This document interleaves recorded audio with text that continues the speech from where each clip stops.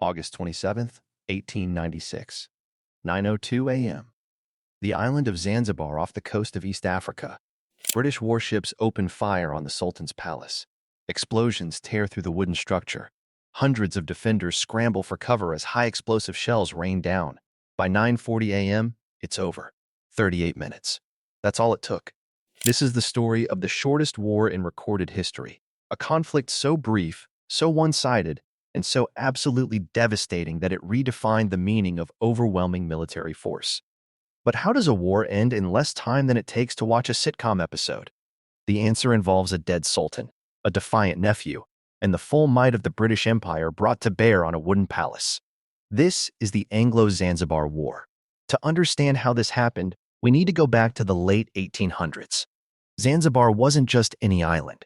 It was a thriving trading empire, a crossroads of the Indian Ocean where ivory, spices, and unfortunately, enslaved people were bought and sold. At its peak in the 1880s, an estimated 25,000 to 30,000 enslaved Africans passed through Zanzibar's slave markets every single year. But by 1896, Zanzibar had a problem. It was a British protectorate, which is a polite way of saying Britain controlled everything while maintaining the illusion of local rule. The Sultan at the time was Hamad bin Thuwaini, a man the British liked because he played along. He followed orders, he didn't make waves, and most importantly, he didn't oppose Britain's plan to abolish the highly profitable slave trade. On August 25, 1896, Sultan Hamad suddenly died at 11:40 in the morning. The official cause? Unknown. But many suspected he was poisoned. Within hours, his 29-year-old nephew Khalid bin Barghash made his move. Without asking for British permission, which the treaty required, Khalid marched into the palace complex with his supporters and declared himself the new sultan. This was a problem. The British had someone else in mind. They wanted Hamoud ibn Muhammad, another candidate who would be, let's say, more cooperative with British interests. When British consul Basil Cave learned that Khalid had seized the palace, he immediately sent a message: "Stand down. Leave the palace. You don't have British approval." Khalid's response? No. Not only did he refuse to leave, he began fortifying the palace. He mobilized his 1,000-man palace guard. He assembled roughly 2,800 defenders, a mix of guards, servants, and civilian volunteers.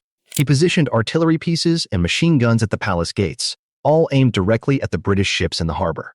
Cave sent urgent telegrams to London asking for authorization to use force. The British government's response was swift: handle it. And so, the British assembled their response. On August 26th, the harbor of Zanzibar filled with British naval power. 5 warships, 3 cruisers, and 2 gunboats. HMS St. George, HMS Philomel, HMS Thrush, HMS Raccoon, and HMS Sparrow. 150 Royal Marines and sailors. 900 Zanzibari soldiers loyal to the British, all under the command of Rear Admiral Harry Rawson. They surrounded the palace. The message was clear: you're surrounded. You're outgunned. Stand down. At 8 a.m. on August 27th, a message came from the palace requesting negotiations. The British refused. There would be no parley unless Khalid agreed to the ultimatum: leave the palace by 9 a.m. or face the consequences. Khalid sent back his final message: we have no intention of hauling down our flag, and we do not believe you would open fire on us. He was wrong. At 9 a.m., the ultimatum expired. At 9:02 a.m., Admiral Rawson gave the order: commence bombardment. The British warships opened fire simultaneously. 500 shells, 4,100 machine gun rounds, 1,000 rifle rounds, all directed at a palace made mostly of wood. The high explosive shells tore through the structure like paper. The palace, the harem, and the adjoining buildings were engulfed in flames within minutes. The defending artillery was destroyed almost immediately. The defenders, many of whom were poorly armed civilians, never stood a chance. Meanwhile, offshore, a bizarre naval battle was unfolding.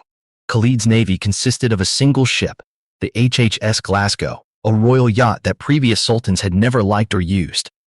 At 9:05 a.m., the Glasgow, for reasons that defy all logic, opened fire on HMS St. George. The St. George responded with devastating effect. The Glasgow was sunk within minutes. Its crew was rescued from the water, and its masts remained visible above the harbor for the next 18 years, a permanent reminder of what happens when you fire a yacht at a battleship. Back at the palace, Khalid realized his mistake. As shells continued to rain down, he and a small group of loyalists fled through the chaos. At 9:40 a.m., exactly 38 minutes after the bombardment began, the British ceased fire. The Sultan's flag was pulled down. The war was over. The casualties were devastating and one-sided. Approximately 500 Zanzibari fighters and civilians were killed or wounded. The British? One sailor was injured. 1. The Anglo-Zanzibar War had lasted 38 minutes and resulted in the most lopsided military victory in history. But what happened to Khalid? As the palace burned, he ran to the German consulate and claimed asylum. Under the Anglo-German extradition treaty, Germany couldn't hand over political prisoners. The British demanded his return. The Germans refused. So the Germans got creative. At high tide, they sailed a boat directly to the consulate's garden gate. Khalid stepped aboard without ever touching Zanzibari soil and was smuggled to German East Africa. He thought he was safe. But in 1916, during World War I, Britain invaded German East Africa as part of the East African Campaign. They found Khalid and captured him. He was exiled to the Seychelles, then to St. Helena, the same barren island where Napoleon had spent his final days. He was finally allowed to return to East Africa in the 1920s, where he died in 1927. As for Zanzibar, the British immediately installed their preferred candidate, Sultan Hamoud ibn Muhammad. His first act? He abolished the slave trade in 1897. Funny how quickly cooperation happens when the alternative is your palace being reduced to rubble in under an hour. Admiral Rawson and Consul Cave were both decorated for their service. The British saw the episode as a successful demonstration of imperial power, a message to anyone else who might consider defying the empire. For such a brief conflict, there were no further rebellions against British rule for the remaining 67 years of the Protectorate. Today, Stone Town, the area where the Sultan's palace once stood, is a UNESCO World Heritage Site. The palace has been rebuilt, but you can still see remnants of the original structure. The Anglo-Zanzibar War remains the shortest war in recorded history. 38 minutes of overwhelming firepower that ended a standoff and reshaped colonial power dynamics in East Africa. It's a reminder of an era when gunboat diplomacy wasn't just a phrase, it was policy. And when defiance, no matter how brave, stood no chance against modern naval artillery. When empires projected power through overwhelming force. Khalid bin Barghash believed the British wouldn't fire. He was spectacularly wrong. And in less time than it takes to watch an episode of your favorite show, a war began, raged, and ended, leaving behind a legacy that would be remembered for over a century. The shortest war in history. 38 minutes that changed everything.